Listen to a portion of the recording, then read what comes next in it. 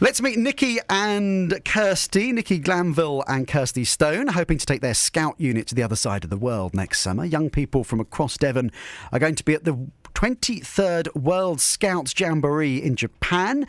Nikki is a mum of 3 and comes from a family of scouts who love the great outdoors. Kirsty is a keen photographer who likes travelling, which is handy, I guess, when you're planning a 6,000-mile journey and want to remember what it was like when you get home. Morning, both. Morning. What is it about scouting and being involved in the scouting movement that does it for you? It's great fun. You get to meet lots of people, like the guys that are in the studio today. They're a great bunch. We're a big, happy family. They'll be speaking up in a moment as well. You brought some sample scouts I did, for us as well. They're a fine example as well. The best of the bunch. Yeah, no, we have a great time. It's a big adventure, really, and I recommend it to anyone to join. Yeah, I mean, it's one of those things that has stayed popular despite the world having moved on. It's almost a thing from another age, it feels like, doesn't it? But it is still popular in the present day. Scouting's definitely moved on. It's very fun, adventure based. We do lots of exciting things, wall climbing, sailing. It's not all about the traditional pioneering skills, although we still do those sort of things. It's just about having fun, a good time, making new friends. It's really good. You should try it sometime. It's a throwback to those who say that young people aren't interested in doing outdoor stuff anymore, isn't it? Oh, they're definitely interested in doing outdoor stuff. Every opportunity, we're outdoors. There's nodding faces around you. We've got 3 scouts here this morning. We've got Abigail, Joan and Annie. We don't have enough microphones to go round, so we're doing a bit of a sort of job share this morning. Joan is in the hot seat to start with. Joan, tell us a bit about yourself. I'm 15. I'm from Darside Explorers in South Brent. I like hiking, surfing, playing with my band. Definitely likes the great outdoors then. Yes. Oh, God, yes. How long have you been involved in scouting and perhaps Cubs before that? I don't know. In fact, because I moved around quite a bit and there wasn't a big opportunity in the places where I've moved around to. I used to live in Portugal and America. But I started off, I think, when I was a beaver scout in Hampshire, and then that's the kind of the entry level, isn't it? The beavers, yeah, that's 6 to 8 year olds. Yeah. Well, that keeps your hands filled, doesn't it? That's who I work with. They're amazing. Yeah, and it's wonderful to see them grow and become. Like Joan. Become Joan? Yeah. I don't think that's a good thing, is it? And you're all of you, I mean, all the scouts and both of you as leaders, all hoping to go off to Japan next year. Hoping, we're going. It's going. Yeah. It's happening now, is it? There's nothing stopping us. We'll sign up. Yeah. We will talk more in just a moment. Thank you for your company this morning. It's Saturday's Good Morning Devon. Oh, so gone. We actually had an experiment night at our Beaver Scouts last night and did lots of little experiments and things, which was quite interesting. One of them was filling a balloon with mud, planting seeds in it and then tying it so you have a garden in a balloon. One of our beavers decided to shake it on the way out and it exploded. Oh, nice. And he was actually splattered in mud. But they loved it. They loved the experiment. I'm sure they learnt a lot from that. My son will be 6 next month, so I can imagine how much a 6-year-old would enjoy doing that. Yeah. What are you hoping to, what's the hypothesis? What are you hoping to prove? Oh, I don't know. Whether it works. Yeah, well, yeah. So I think they planted some petunias, I think it was, and they were supposed to grow inside the balloon, but time will tell. It's like a little greenhouse, really, isn't I it? suppose it had air in it as well, did it? It was inflated. You were making a contained environment, as it were. So it should produce condensation to keep it. Yeah.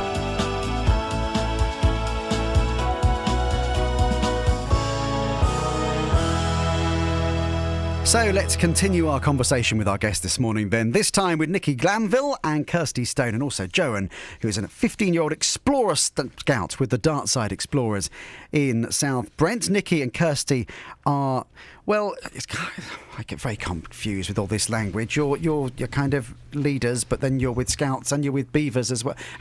Explain. Well, How does it I'm work? a Scouter Yes. and an assistant GSL for GSL. Group Scout leader. Right, thank you. For First South Seal Scouts, Okay. at the north of the moor near Mhm. Oakhampton. So we have our normal job that we do, but just leading up to 2015, we also are leaders who are taking a group of Scouts from all across Devon to the Jamboree, the 23rd World Scout Jamboree. I mean, this is brilliant, isn't it? I mean, this is an incredible opportunity. Yeah, Amazing. absolutely amazing. Yeah. I mean, I suspect you two, by the look on your faces, are quite looking forward to it. It's actually supposed to be for the Scouts. I tell you what, it's going to be really hard work. Some of the reports that are coming back of the temperatures over there, the humidity. It's a 3-mile site with no transport. It's all walking. The young people have got to get up at 5 o'clock in the morning to go and get their 5 o'clock in the morning? Yeah, to go and get their supplies for the day. So cooking. 15-year-olds getting up at 5 o'clock in the day. They only have one 5 o'clock in the day. I'd be actually surprised if they go to bed, to be honest with you. You sent me some of the Q&As for the Jamboree. I mean, a Jamboree, it's you get that happen all over the world each year, don't they? It happens to be Japan next year. It's every 4 years. So the World Scout Jamboree happens every 4 years, and in 2015 it's in Japan. Previously it was in Sweden, and I think the next one is planned for West Virginia. West Virginia. Thank you, Joan. In USA. We're really lucky that we're going to Japan, I think, and it'll be a major cultural difference for all of us, and it's quite exciting. Very exciting. It is very in fact. exciting. Yeah. I mean, when you think 150 young people from across Devon applied to go to Japan, and 15 leaders applied as well, and we're the selected unit. So there's also Unit 21, which is made up of some Devon Scouts and some Cornish Scouts, and we're Unit 22, 2 little ducks, quack quack, and we're made up of 27 Scouts from across Devon and 9 Girl Guides from across the southwest. So it's a nice mixed group. Yeah, good bunch. Our Scouts come from across Devon, and the girls actually come from as far as Jersey, Guernsey, Somerset, Dorset and Chelmsford. So the getting together, over the last 2 years we've been having camps to prepare the young children for Japan. We've been to London to try the underground, which was quite exciting, taking our little ducks with us and taking shots of well-known sites.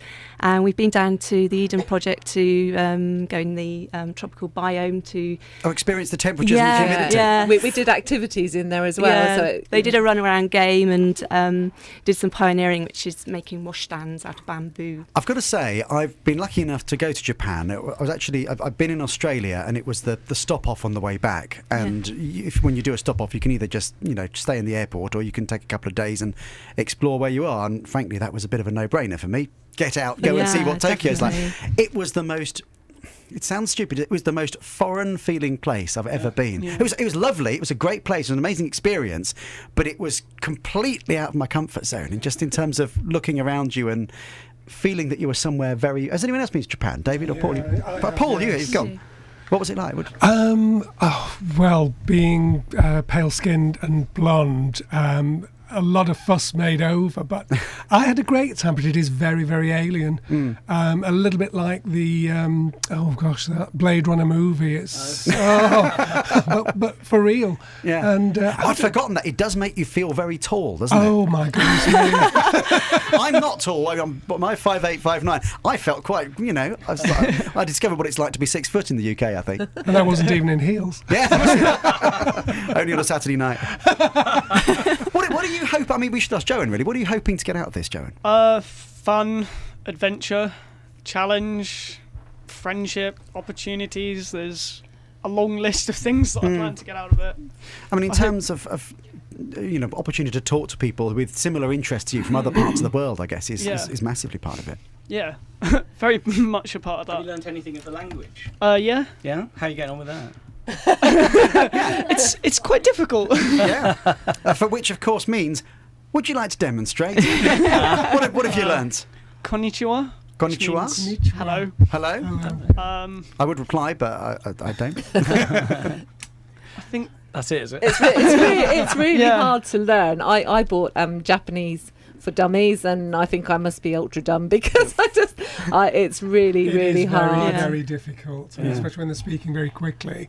It is a really foreign language. Whoa. I'm actually starting a course next week with the other leader, Gary. Well done you. Yeah. Well, I wasn't invited to this course. Fine. They're our favourites in hell. But so we're we'll actually see how we get on spending with that. time in Tokyo as well, aren't we? Yeah. So Oh, we yeah, will that'll be need fun. to, and we spend time with, they call it ho-ho. So it's home hospitality. We'll be staying with families over in Japan. The young people. That's brilliant, because then you get a real opportunity to find out what life's like, don't That's you? the bit I'm looking forward to. I think most, something I you'll think. notice, though, is as a counsellor, I'm noticing this more and more. Body language, the Japanese body language, is so different from our European. They bow a lot, but they give different signs for what we would expect. Yeah. So there's not a lot of contact from what we've no, been told. no, it's very, And very. we're all quite Yeah. huggy. Yeah. Oh, Apparently, yeah. you just Go don't hugging. do that. Oh, There's no body hugging. contact. So it's going to be really strange for us, I think. And here is my semi-oral. You can hug each other, that's okay. Just don't start hugging random people that you find in the streets. Are you Hello, I'm doing your fundraising for it? Because it must cost a lot Oh, of yeah. money. Yeah, it's costing 3,300 per participant, and each of the individuals are raising their own money to fund their own way to the jamboree. Yeah. Wow. And Devon Scouts as a unit are helping them do that as well. So it's an amazing experience from that alone, because the young people are gaining a lot of confidence by getting out into the community, doing jobs for the community, meeting people, talking to people, and raising money along the way. Really. I mean, if anybody's got any ideas, anything different that we can think of to do, any suggestions would be most welcome. If there's, Tweet now 81333. We'll pass them on. yeah, any sponsors? Yeah, we've done snail racing. That was quite exciting. Not literally live snails; it was video footage. But I think we're going for granny racing Could next you not year. splash out on getting some real snails? They just curl up and go to sleep. They don't They don't go cooperate. in the right direction. Have some We're- slugs. Come and get them off my lawn if you want. In Holsworthy, we're actually opening a pop-up shop for 2 weeks. We've gone out into the community and asked for donations of bric-a-brac, sellable clothing, that sort of thing from the community. We've had a great response, and we're opening a shop for 2 weeks in Holsworthy to try and make money. We'll talk more in just a moment. We will heave Nikki and Kirsty out of their seats in a second. BBC Radio Devon. Yes, Fitz here from 10 today. Richard Green here with the Retro Show from 1 this afternoon. And BBC Radio Devon's sportful coverage of our matches, of course, involving Plymouth Argyle, Torquay United and Exeter City from 2 this afternoon with James Vickery. 9:45 now. We've been talking Japan. Why? Well, a big group of scouts from across Devon are going to be going there to the World Scouts Jamboree next year. We've met Joan already. He's an Explorer Scout with the Dartside Explorers in South Brent. We've also got Abigail here from the Holsworthy Explorers, and Annie, who's an Explorer Scout from South Brent, with Joan, presumably, as well. And we've a little shuffle round so we can get you all in now. So, Annie, Abigail, what are you wanting to get out of Japan? What are you looking forward to? I think that going to a World Scout Jamboree and being involved with scouting in general is all about trying something new, and you get so many great opportunities within the scouting community. So we're going to Japan, and I know that the scouting generations coming up, so the Beavers and the Cubs, will be given the same opportunity that we've been given. Have you ever done anything like this before? No. Is it a new? How about you? Is it a new experience, Abigail? Yeah, I haven't really done anything like it before. It's just like something bigger and different. And Now, just you're going to laugh when I say this, but this reminds me of earlier this year when I fulfilled a bit of an ambition, and I went to Copenhagen to the finals of the Eurovision Song Contest. It's something I've always wanted to do. But the experience, now you're wondering why, there is a logic to this. The experience of being with people who are there to enjoy themselves and have a good time from different parts of the world, from different cultures, or different parts of Europe in that case, obviously, different cultures, just to have an excuse to go up to people and chat with them. It was brilliant. And there is, you may laugh, I think there's a kind of parallel there. It's that chance to immerse yourself in other cultures and talk to people from different places. yeah, it's definitely. They're looking at me a something bit strangely now. different. Yeah. You're a bit mad. Nothing to do with that. Thank you. What's going to be the biggest challenge? Probably the weather. Definitely Very hot, heat. very humid. Yeah, I've been looking at the questions and answers that you've been given. For example, do I have to use chopsticks? Yes, basically. Been practicing? Yeah. Yeah. Chopstick Jenga. Chopstick Jenga. Yeah, That was pretty so fun. at one of our training camps, we had lots of different bases, and we went round in our groups and we did all these challenges. And one of them was chopstick Jenga, and so we had to play Jenga with our chopsticks, obviously. And there was like a final, and each group had one person that would do the Jenga and one person that was like the victim. Oh God. And we had the victim, when the Jenga person dropped out, had to do like a challenge, and obviously I was the first victim to be. And what was your Japanese-inspired challenge? I had to consume a tablespoon of wasabi sauce. Oh, that's the really, really hot stuff, isn't it? Yeah. As did I. Yeah, did you? Are you well? Just about. I had a sick bucket in front of me. It was horrible. There is a thing here. It says, will we offend if we get some aspects of Japanese culture right? And it's interesting because it's what Paul was saying. The culture is very, very different, isn't it? Mm. Very different and it's quite isolated. I don't think we'll actually know what it's like. I mean, we'll do so much research and what we think it's going to be like, but until we're there, we won't know at all. And it's going to be a complete culture shock, I think. I have tattoos. Am I allowed to go to Japan? Yeah. This is not me. It's what it says in this piece of paper. Apparently tattoos are taboo in Japanese I don't know society. If anybody actually going has a tattoo. Yeah. We haven't really talked about that before. No. Has anyone got any tattoos?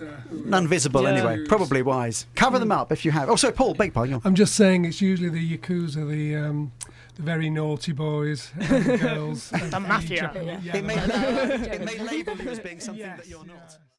Brilliant. Nikki has got news of how you're going to raise the money to get to Japan. Yeah, there's lots of fundraising events that will be happening over the next year. Devon Scouts and Cornwall Scouts are in Plymouth for Japan 400 on the 27th, 28th of September. So if you'd like to go down there, take your children. They're running lots of activities to try and raise funds as well.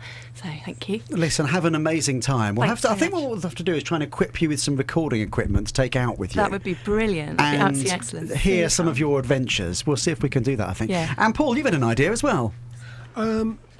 Oh, right. Oh, now it's put him on the spot now. Yes, Go on then. You can be as specific or work out the unspecific as you like. logistics, and I'm quite prepared and happy to do a sponsored haircutting session for the Scouts. All money raised goes to the Scouts, but it's... Oh, that would be I shall leave it fantastic. with the, That would be Lovely. amazing. That would be awesome. And we can come back in again when we come back and talk to you all about our adventures as well. That would be good. She just invited herself back. Yeah. I like it here. Yeah, we're all coming back. Listen, thank you all so much. David, good luck for the concert next weekend and indeed for the rest of your singing career as well. Paul, good luck with your qualification to become a counsellor. And Scouts, have an amazing time, won't you? Thank you. Brilliant. Thank you very Give yourself a much. round. Try sponsoring us.